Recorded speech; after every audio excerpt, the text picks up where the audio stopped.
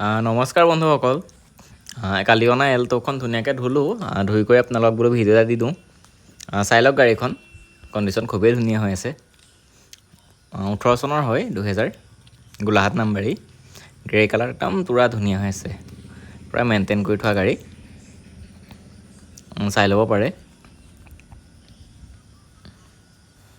ভিতৰতো এবাৰ দেখাইছোঁ আপোনাক। টায়াৰ কণ্ডিশ্যন দেখিছে, খুব ধুনীয়া হৈ আছে। আহক ভিতৰতো দেখাইছোঁ, ইণ্টেৰিয়ৰটো পূৰা চিল আছে চব দৰজা। চিলখিনি এইটো বডি চিলো দেখাই দিছোঁ। চিট কভাৰো ধুনীয়া হৈ আছে। চাবি দুটাই পাই যাব, ৰিম'টো পাই যাব। গাড়ী 80,000 কিমান চলিলে, 89,000 চলিলে। বাকী চাই লওক এবাৰ। দৰজাৰ চিলকেইটা দেখাই দিছোঁ, 4খন দৰজাৰে গোটেই গাড়ীখনৰ চিল দেখাই দিছোঁ আৰু বডি চিল চাই লওক, পূৰা ধুনীয়া হৈ আছে গাড়ী কণ্ডিশ্যন। চাই ল'ব পাৰে।